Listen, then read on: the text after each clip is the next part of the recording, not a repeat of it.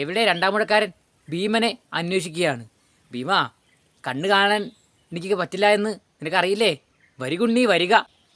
Hi friends, new വീഡിയോയിലേക്ക് സ്വാഗതം. ഇന്ന് നമ്മൾ പറയുന്നത് മഹാഭാരതം കിളിപ്പാട്ടിലെ സ്ത്രീപർവം എന്ന ഭാഗത്തിലെ ധൃതരാഷ്ട്രാലിംഗനമാണ്. ധൃതരാഷ്ട്രാലിംഗനത്തിൽ പ്രധാനമായിട്ടും കാണാൻ കഴിയുന്നത് പാണ്ഡവർ ധൃതരാഷ്ട്രരെ കണ്ട് അനുഗ്രഹം വാങ്ങാനായി പോകുന്ന ഒരു രംഗമാണ്. ഈ രംഗത്തിൽ ഇവർ പോകുന്നതിന് മുമ്പ് തന്നെ കൃഷ്ണൻ പറയുകയാണ്, ഭീമൻ്റെ ഒരു പ്രതിമ കൂടി നമുക്ക് കൊണ്ടുപോകാം.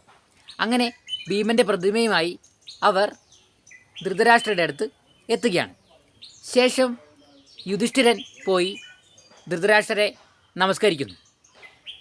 അതിനുശേഷം ധൃതരാഷ്ട്രർ യുധിഷ്ഠിരനെ പുണർന്ന് നീ ആയുഷ്മാനായി വരിക എന്നെല്ലാം പറഞ്ഞതിന് ശേഷം ധൃതരാഷ്ട്രർ തിരയുകയാണ്. എവിടെ രണ്ടാമുഴക്കാരൻ ഭീമനെ അന്വേഷിക്കുകയാണ്. ഭീമാ, കണ്ണ് കാണാൻ എനിക്ക് പറ്റില്ല എന്ന് നിനക്കറിയില്ലേ? വരികുണ്ണി വരിക എന്ന് പറഞ്ഞ് ഭീമനെ വിളിക്കുന്ന അവസരത്തിൽ ഭീമൻ അങ്ങോട്ട് പോകാൻ തുടങ്ങുമ്പോൾ കൃഷ്ണൻ തടയുന്നു.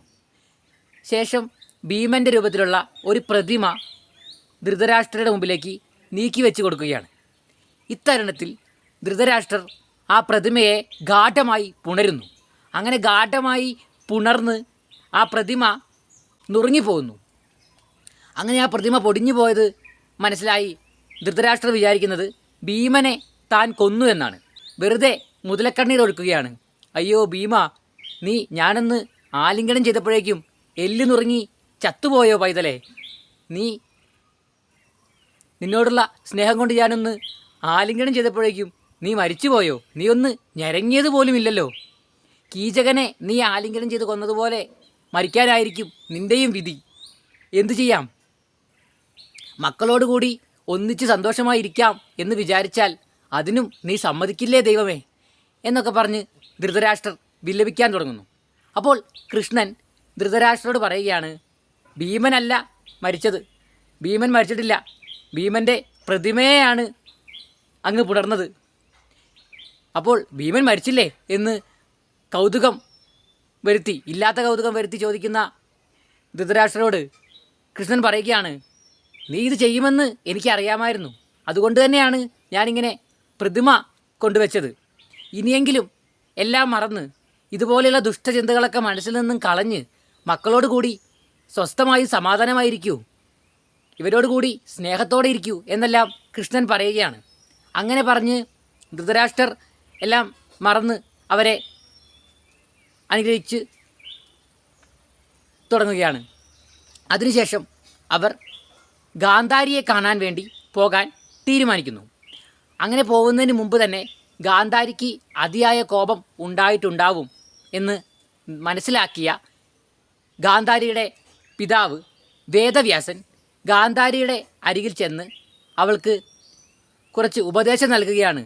നീ അവരെ ശപിക്കരുത്, നീ പാണ്ഡവന്മാരെ ശപിക്കരുത്, നീ അവരോടുകൂടി നന്നായി സുഖമായിരിക്കണം, എല്ലാം മറക്കണം എന്നൊക്കെ പറയുകയാണ്. അതിനുശേഷമാണ് അവർ ഗാന്ധാരിയുടെ അടുത്തെത്തുന്നത്.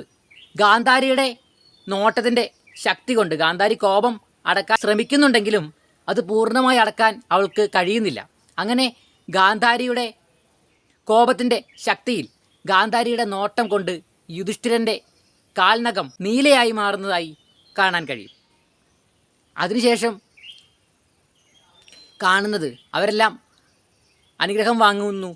അതിനുശേഷം അവിടെയുള്ള സ്ത്രീജനങ്ങൾ ഉത്തരയും സുഭദ്രയും പാഞ്ചാലിയുമെല്ലാം ഒട്ടേറെ വിലപിക്കുകയും കരയുകയും ചെയ്യുകയാണ്.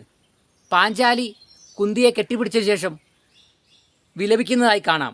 ഗാന്ധാരിയോട് പാഞ്ചാലി പറയുകയാണ്, നോക്കൂ അമ്മേ, എന്തൊരു കഷ്ടമാണ് എൻ്റെ വിധി, ധൃഷ്ടദ്യുമ്നനും അഭിമന്യുവുമെല്ലാം കൊല്ലപ്പെട്ടുവല്ലോ. അപ്പോൾ ഗാന്ധാരി പറയുകയാണ്, മകളെ, നീ എൻ്റെ അവസ്ഥ കാണുന്നില്ലേ? ഭർത്താവിന് കണ്ണും കാണുന്നില്ല. ഈ അവസ്ഥയിൽ എങ്ങനെയാണ് ഇനി രാജ്യം ഭരിക്കുക? അതിനെപ്പറ്റിയാണ് ഗാന്ധാരി അപ്പോൾ ചിന്തിക്കുന്നത്. അങ്ങനെ അവരുടെ എല്ലാം വിലാപമാണ് ഈ രംഗത്ത് കാണാൻ കഴിയുന്നത്. അതിനുശേഷം ഗാന്ധാരി പറയുകയാണ്, നമുക്കേതായാലും ആ യുദ്ധക്കളം വരെ ഒന്ന് പോയിക്കളയാം, മരിച്ചവരെങ്കിലും അവരെ ഒന്ന് അവസാനമായി കാണാം. അങ്ങനെ അവർ പാണ്ഡവരും ഗാന്ധാരിയും ധൃതരാഷ്ട്രരുമെല്ലാം ആ യുദ്ധക്കളത്തിലേക്ക് പോവുകയാണ്. അവിടെ എത്തിയ ഗാന്ധാരി തൻ്റെ പിതാവിൻ്റെ അനുഗ്രഹത്താൽ അകക്കണ്ണുകൊണ്ട് അവിടെയുള്ള കുരുക്ഷേത്രം അടുത്ത് കാണുകയാണ്. ഇതാണ് ഈ ഭാഗത്തിൻ്റെ ഒരാശയം. എന്തെങ്കിലും സംശയമുണ്ടെങ്കിൽ ഈ വീഡിയോയുടെ താഴെ കമൻറ്റ് ചെയ്യുക.